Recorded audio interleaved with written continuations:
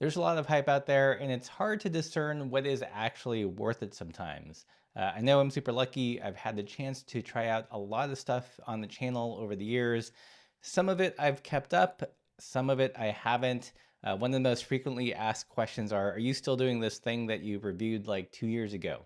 In this video, I'm going to answer that question. I'm going to share some of the products or practices that I still do that have changed my cycling, my general cycling experience for the better. Welcome back, Pathless Peddlers, and if you're new to the channel, we're all about the non-competitive side of cycling, riding, party pace. And if that sounds good to you, you have found your people, hit that subscribe button. The first thing I've tried, which really improved my cycling and something I do to all my bikes now, are, of course, shorter cranks. These are all the buzz now, not these cranks in particular, but short cranks in general, since some guy wearing a yellow shirt won a local race here. I'm going to be honest, I don't care too much about the supposed performance benefits of shorter cranks, although they exist. They allow you to get more aero if that's important to you. Why I do like short cranks, however, is what it does in terms of comfort and just making the bike fit better in general. If you're really interested in the minutia, figuring out what your appropriate crank length is, definitely check out our interview we did with Matt from Appleman. I think he's helping lead the short, or rather, to be more specific, the leg proportional crank length charge. And it turns out that it's shorter than what's typical on most stock bikes. I tried Matt's Fit Crank about a year ago, experimenting with different crank lengths on the same exact ride, on the same exact terrain, on the same bike.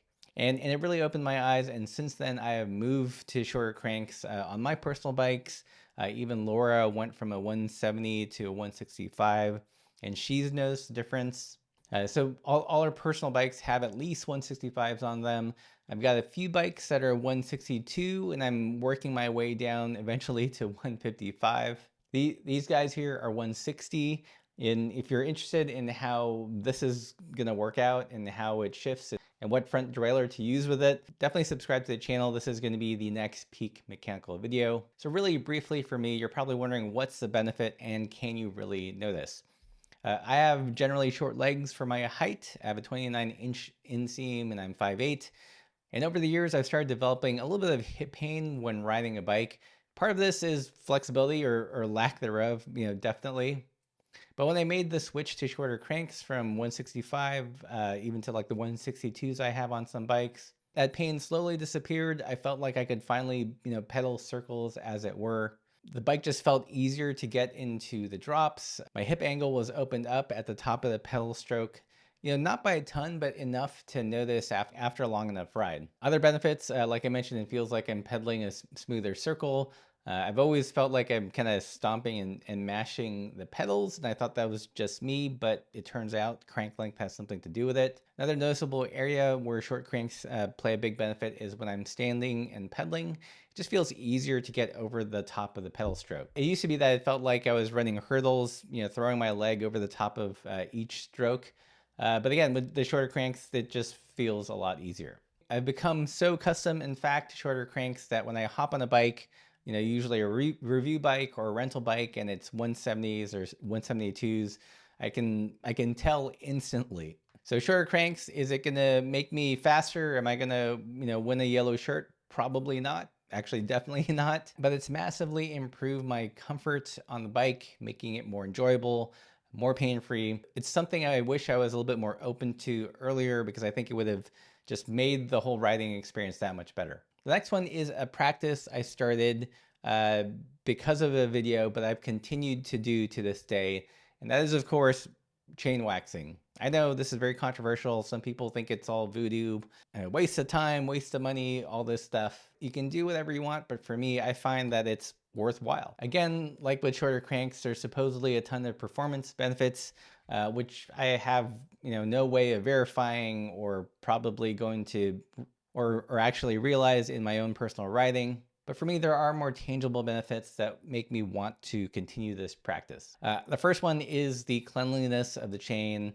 This sounds like a small thing, but since we live in a small apartment now and all the bikes are inside, it's nice to have a clean chain. They don't leave grease marks all over the place. When we have to lift them up and to bring them up the elevator, they're not marking up our pants or our clothes. This is especially true and appreciated with the Brompton, which, I've switched our Bromptons to wax chains. You don't have to worry about grease getting on yourself or other people carrying them, onto the train, or when you have to lift them over your head to put them in the luggage, or if you have to stand over them for an hour because the trains in Spain just get so busy. Yeah, they're just the chains on the bikes are just super clean.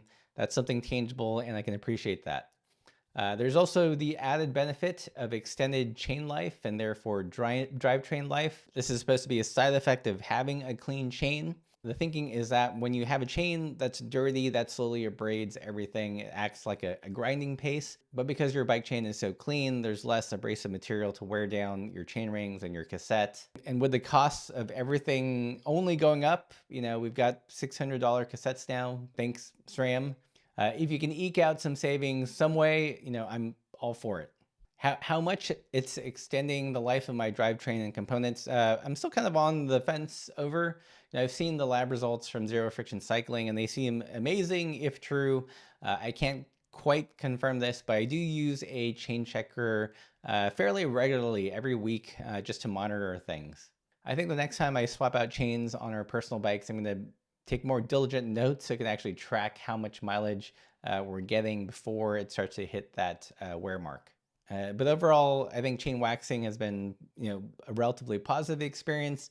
Some people complain about the cost, but honestly, I've been using the same bag of Silca chain wax for like 2 years, and that's maintaining like 6 bikes. I had a little thing of their drip lube that I've been using for about the same span, 2 years. And so in terms of costs, I don't think it's actually that much more. There's pretty, I think, good value for money using the wax system. And if it happens to save you, one drivetrain change over its course, then you're already ahead. The next thing that I feel like has vastly improved my cycling experience, this is probably, again, no surprise to you guys, but wider and suppler tires. Note that I didn't just say wider tires because, wider tires have been around for a while in the form of touring or really overbuilt mountain bike tires or tires for urban bikes. We've had this for a while, tires in the 40, 45, or 50. What's different is getting tires in those widths that also have a more supple sidewall. Because up until, fairly recently, we had those widths, but they were commuting tires, like Schwabe Marathon Pluses that are for people who are absolutely, terrified of punctures at the cost of kind of a crappy riding experience. Like many of you, I started riding bikes in the era of the higher the PSI you can jam into that that sheath of rubber, the faster and better it is. If you didn't feel like you were being vibrated to death, then clearly you weren't doing it right. That thinking has slowly evolved from just feeling fast to feeling smooth. Smooth is the new fast, and this can be accomplished, of course, with lower tire pressure and wider tires. So I'm still all in on wider and supple tires. I know 650B, sadly, has fallen out of fashion. I still rock them on my personal bikes. I'm a little bit saddened by the fact that availability has kind of dwindled and bike design again has regressed to just supporting the 700C wheel size, which to me makes no sense. If you're going to put a 50 millimeter tire in there, that has like pretty big effects on trail, especially fit on smaller bike frames. I think once we're in that 50 millimeter wide tire range, I feel like that's where 650B really shines. So the next thing that has widely improved my cycling experience, again, no surprise, is low gears. Yay! So look, I've always loved low gears. It's what got me into cycling. It's what enabled 2-pack-a-day smoker ease into that bicycling lifestyle. And then never made sense to me why you would demonize or make someone feel bad about wanting lower gearing. And I feel like it is surprisingly difficult these days to get the lower gear range we had only a few decades ago. Like truly low gears, not like roady low gears. It means going below 1 to 1. I think because of this, I've spent a lot of time just settling and trying to get on with stock gearing and then feeling bad about it, like there was something wrong with me. As I've gotten older, I've come to realize that it's less about me and more about an industry that creates products for athletes and not normies like me that like lower gears.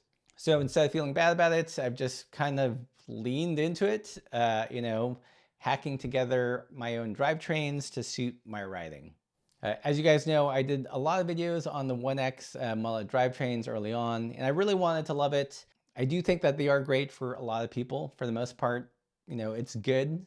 If you're riding unloaded or packed very lightly, it would serve most people. But for me, I just like the safety blanket of having really low gears, and I'm tired of apologizing for it. If all this resonates with you in some manner, please consider supporting the channel. Pick up some of our new stickers in the store. We've got hats on the way. They should go live this week, ideally. It's how we can afford to make this kind of roady content, because I can assure you SRAM and Shimano are not, shipping boatloads of money to us. Thank you guys that are supporting the channel, and as always, keep the supple side down.